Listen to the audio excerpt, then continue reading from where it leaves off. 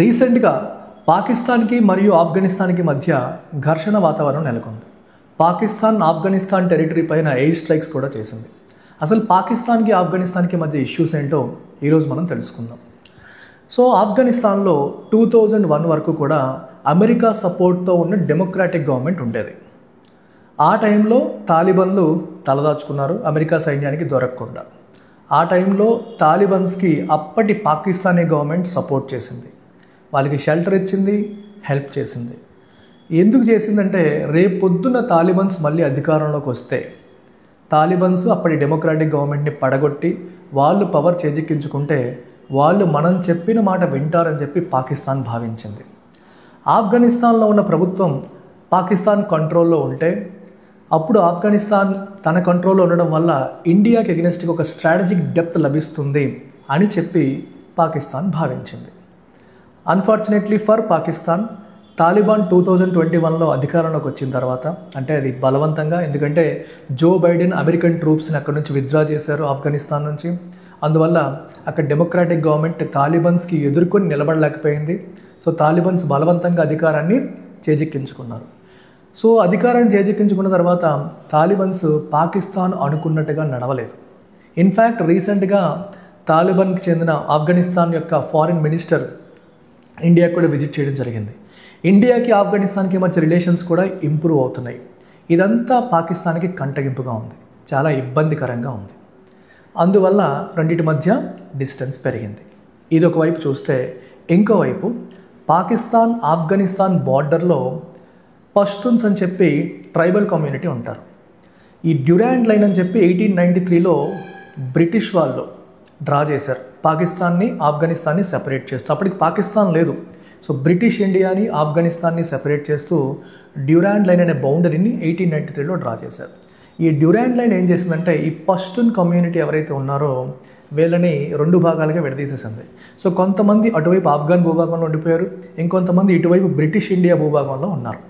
So ఇప్పుడు పాకిస్తాన్ ఏర్పడిపోయిన తర్వాత ఈ కమ్యూనిటీలో, ఈ ట్రైబల్ కమ్యూనిటీలో కొంతమంది ప్రస్తుతం ఉన్న ఆఫ్ఘనిస్తాన్లో ఉన్నట్టు, ఇంకొంతమంది ఇటువైపు ఉన్న పాకిస్తాన్లో ఉన్నట్టు.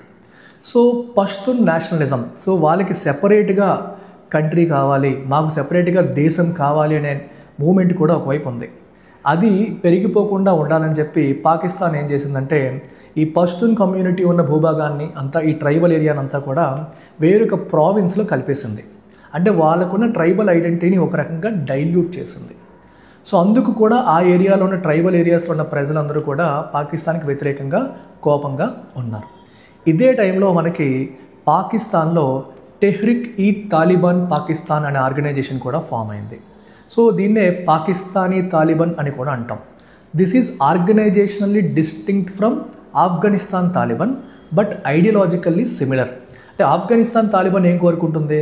కంప్లీట్ ఇస్లామిక్ ఎమిరేట్ ఉండాలి, మోడర్న్ వ్యవస్థలు ఉండకూడదు, కంప్లీట్ ఇస్లామిక్ షరియత్లా ఇంప్లిమెంట్ చేయాలి అని వాళ్ళు ఆఫ్ఘనిస్తాన్లో ఏదైతే కోరుకుంటున్నారో వీళ్ళు పాకిస్తాన్లో అదే జరగాలని కోరుకుంటున్నారు.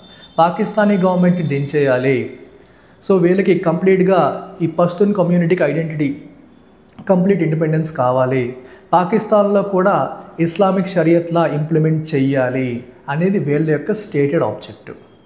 సో ఇదంతా ఎందుకు చెప్తున్నానంటే పాకిస్తాన్ ఏమనుకుందంటే ఆఫ్ఘనిస్తాన్ తాలిబాన్ తమ కంట్రోల్లో ఉంటే ఇక్కడ తాలిబాన్లో, అంటే పాకిస్తానీ తాలిబాన్ కూడా తమ మాట వింటారు అనుకుంది. కానీ ఏమైందంటే ఆఫ్ఘనిస్తాన్లో తాలిబాన్స్ గవర్నమెంట్లోకి వచ్చిన తర్వాత, పవర్లోకి వచ్చిన తర్వాత పాకిస్తానీ తాలిబాన్లు రెచ్చిపోయారు. వాళ్ళని చూసి వీళ్ళు ఇన్స్పిరేషన్ తీసుకున్నారు.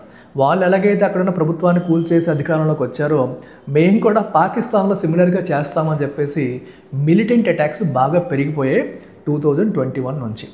ఇంకో ప్రాబ్లం ఏంటంటే పాకిస్తానీ తాలిబాన్స్కి ఆఫ్ఘనిస్తాన్ తాలిబాన్స్ షెల్టర్ ఇస్తున్నారు అని ప్రధానమైన ఆరోపణ.